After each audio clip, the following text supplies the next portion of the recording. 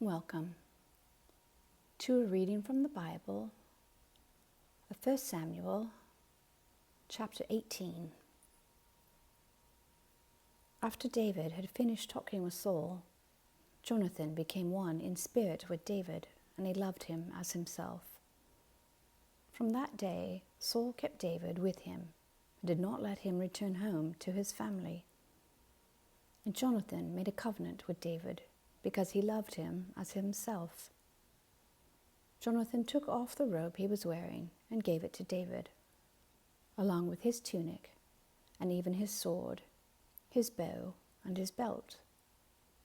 Whatever mission Saul sent him on, David was so successful that Saul gave him a high rank in the army. This pleased all the troops and Saul's officers as well. When the men were returning home after David had killed the Philistine, the women came out from all the towns of Israel to meet King Saul with singing and dancing, with joyful songs and with timbrels and lyres. As they danced, they sang, "Saul has slain his thousands, and David his tens of thousands." Saul was very angry. This refrain displeased him greatly. They have credited David with tens of thousands, he thought, but me with only thousands. What more can he get but the kingdom? And from that time on, Saul kept a close eye on David. The next day, an evil spirit from God came forcefully on Saul. He was prophesying in his house while David was playing the lyre, as he usually did. Saul had a spear in his hand, and he hurled it, saying to himself, "I'll pin David to the wall." But David eluded him twice. Saul was afraid of David, because the Lord was with David, but had departed from Saul. So he sent David away from him, and gave him command over 1,000 men. And David led the troops in their campaigns. In everything he did, he had great success, because the Lord was with him. When Saul saw how successful he was afraid of him. But all Israel and Judah loved David, because he led them in their campaigns. Saul said to David, "Here is my older daughter, Merab. I will give her to you in marriage. Only serve me bravely and fight the battles of the Lord." For Saul said to himself, "I will not raise a hand against him. Let the Philistines do that." But David said to Saul, "Who am I, and what is my family or my clan in Israel, that I should become the king's son-in-law?"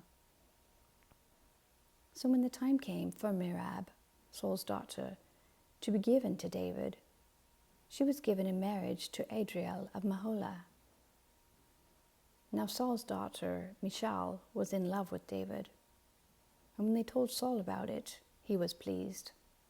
"I will give her to him," he thought, "so that she may be a snare to him, and so that the hand of the Philistines may be against him." So Saul said to David, "Now you have a second opportunity to become my son-in-law." Then Saul ordered his attendants, "Speak to David privately and say, 'Look, the king likes you, and his attendants all love you.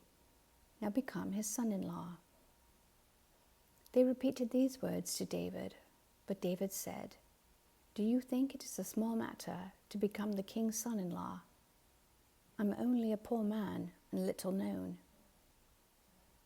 When Saul's servants told him what David had said, Saul replied, "Say to David, 'The king wants no other price for the bride than 100 Philistine foreskins to take revenge on his enemies.'" Saul's plan was to have David fall by the hands of the Philistines. When the attendants told David these things, he was pleased to become the king's son-in-law. So before the allotted time elapsed, David took his men with him and went out and killed 200 Philistines and brought back their foreskins. They counted out the full number to the king, so that David might become the king's son-in-law. Then Saul gave him his daughter Michal in marriage.